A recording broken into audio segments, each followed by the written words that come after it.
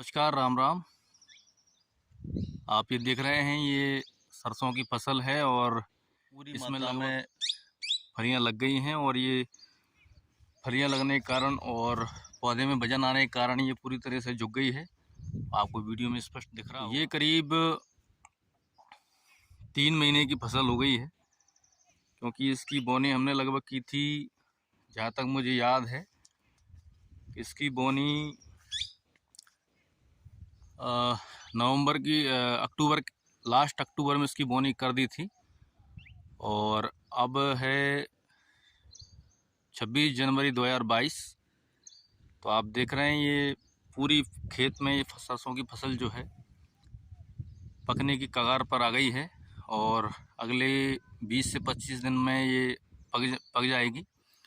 और इसमें करीब करीब अभी 10% फूल बचा हुआ है, जो फलियां बनना शेष है उसका। तो लगभग 90% खेत में ये पूरी फलियां बन चुकी हैं और अब सिर्फ पकना बाकी रह गया है।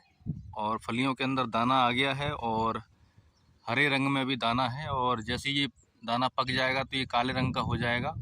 और राजस्थान और एमपी के क्षेत्र में इसको काला सोना कहा जाता है सरसों को। तो बहुत अच्छी ये सरसों बनी है और इसमें वजन अच्छी मात्रा में इसमें वजन आया है, जिसके कारण आप ये देख ही सकते हैं कि पूरे खेत में जगह जगह सरसों के जो पौधे थे वो आधे आधे अपनी हाइट को नीचे आ गए हैं और वजन के कारण झुक गए हैं। तो अंदर इसमें मैं जा नहीं पाऊंगा, नहीं तो अंदर जाके भी आपको बता सकता था, क्योंकि ये देखिए आप, कहीं से भी अंदर जाने के लिए इसमें रास्ता नहीं है। और पूरा खेत बिल्कुल फलियों से भर गया है। और इसमें हमें उम्मीद है कि लगभग 5 कुंटल बीघा या 5 से 6 कुंटल बीघा प्रति बीघा के हिसाब से उत्पादन आ सकता है सरसों का। तो बहुत बढ़िया इसमें सरसों का पौधा बना था, बड़े बड़े पत्ते पौधों में थे। और उसके बाद अच्छी मात्रा में फूल आने के बाद इसमें फलियां लग चुकी हैं। और लगभग 1 महीने के बाद ये फसल कटी जाएगी। तो वो सरसों में सबसे बड़ी अच्छी बात ये है कि आप सीड ड्रिल से बोनी करने के बाद इसमें मात्र 2 पानी दीजिए और 2 पानी में फसल पककर तैयार हो जाती है और बहुत ही अच्छा उत्पादन आता है। और हो सके तो आप वर्मी कंपोस्ट या गोबर खाद सही से कंपोस्ट जो गोबर हो उसको इसमें डालें, या सरसों के साथ, क्योंकि सरसों का दाना बहुत बारीक होता है और बहुत ज़्यादा छोटा होता है, जिसके कारण सीड ड्रिल से बोनी करते समय या तो हम डीएपी मिलाते हैं या कोई भी कई लोग बालू मिलाते हैं। तो इसके लिए सबसे अच्छा है कि आप डीएपी अगर मिलाते हैं तो डीएपी के साथ बोनी कर सकते हैं, या फिर आपके पास अच्छी मात्रा में बढ़िया वर्मी कंपोस्ट है तो आप वर्मी कंपोस्ट के साथ मिलाकर सरसों की बिजाई कर सकते हैं।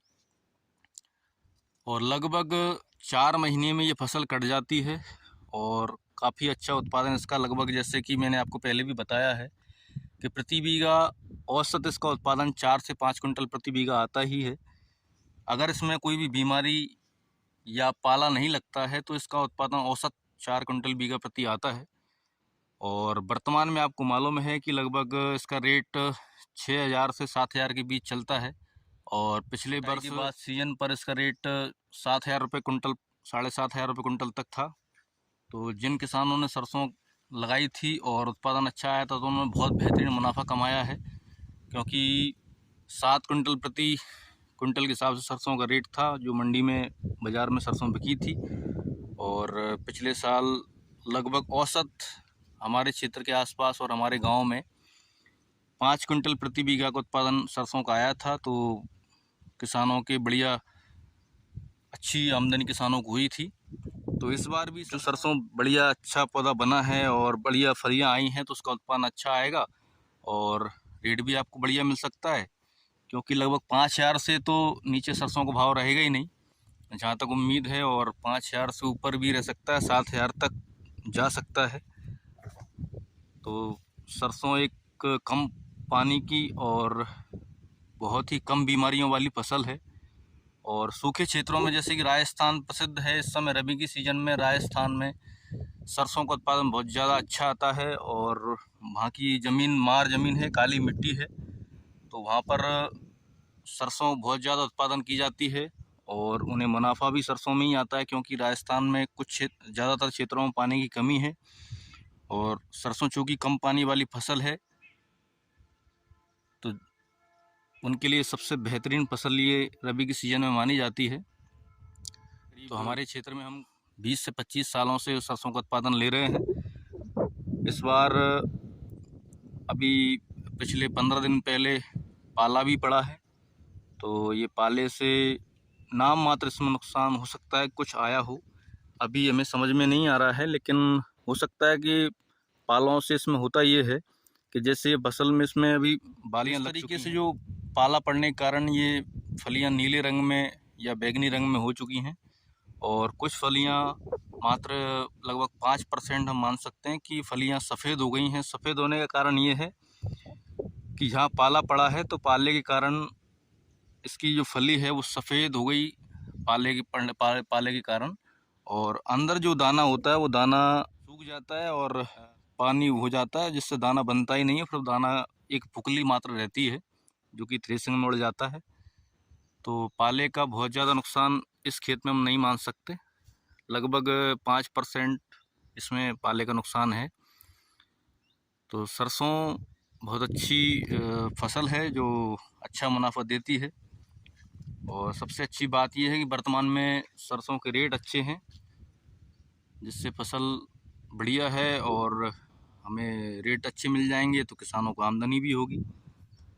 तो इसी के साथ आप देखते रहिए मेरा channel Basu Indian farming. Channel को लाइक करें, सब्सक्राइब करें, और आपका एक सब्सक्राइब हमें और भी नए नए वीडियो, अच्छे वीडियो जो जानकारी से भरे होते हैं, उन्हें बनाने का हौसला मिलता है, हमें प्रेरणा मिलती है। तो प्लीज़ चैनल को लगातार सब्सक्राइब करें और बेल आइकन का बटन ज़रूर दबाएं, जिससे आपको आने वाली वीडियो के संबंध में जानकारी मिलती रहे। तो मिलते हैं अगले वीडियो में। इसी के साथ आपको राम राम, नमस्कार।